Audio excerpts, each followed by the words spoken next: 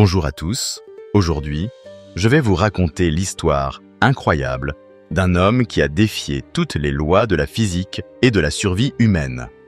Une chute libre de plusieurs kilomètres, sans parachute. Et pourtant, il a survécu. Nous sommes en janvier 1944, en pleine Seconde Guerre mondiale. L'Europe est à feu et à sang, et les combats font rage dans les airs entre les forces alliées et l'aviation allemande.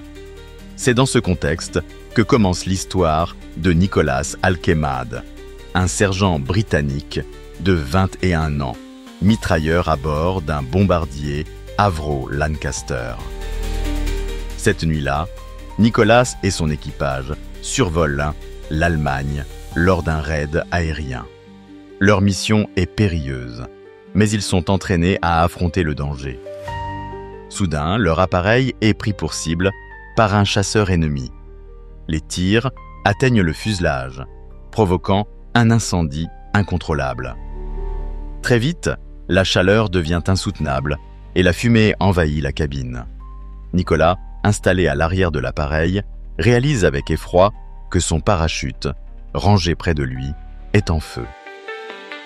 Il n'a plus aucune issue de secours. Il sait que le bombardier va exploser d'un instant à l'autre. Face à une mort certaine, il prend une décision impensable. Plutôt que de brûler vif, il préfère sauter dans le vide, à une altitude de plus de 5500 mètres. La chute commence. Le vent siffle à ses oreilles. L'air glacé lui fouette le visage. Et la terre se rapproche à une vitesse vertigineuse. Nicolas sait qu'aucun être humain ne peut survivre à un tel impact. Il se prépare au pire. Mais un miracle se produit. Au lieu de s'écraser sur un sol dur, il tombe dans une épaisse forêt enneigée. Les branches des sapins ralentissent sa descente, brisant la force de l'impact, et la neige amortit son atterrissage. Lorsqu'il reprend conscience, allongé sur le sol gelé, il est abasourdi, il est vivant. Mieux encore, il ne souffre que de blessures mineures, une cheville foulée, quelques contusions et des égratignures.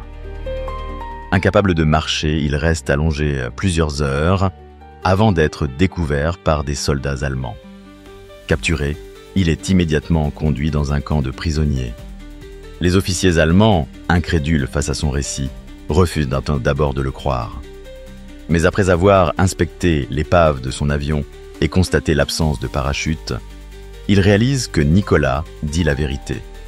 Impressionné par son incroyable survie, ils le traitent avec un respect inhabituel pour un prisonnier de guerre. Nicholas Alkemade passe le reste du conflit dans un stalag, un camp de prisonniers en Allemagne, avant d'être libéré en 1945. De retour en Angleterre, il devient une véritable légende. Son histoire est publiée dans plusieurs journaux et il est interrogé à maintes reprises sur ce qu'il a ressenti durant sa chute. Avec un humour britannique typique, il répond souvent qu'il se demandait simplement si l'impact serait rapide ou s'il souffrirait longtemps. Le cas de Nicholas Alkemade reste unique dans l'histoire de la guerre et de la survie humaine. Sa chute de plusieurs kilomètres, sans parachute, aurait dû être fatale. Mais un enchaînement de circonstances extraordinaires, la forêt, la neige, la bonne posture de chute, lui a permis de défier la mort. Cette histoire nous rappelle que parfois, même dans les situations les plus désespérées, l'impossible peut se produire.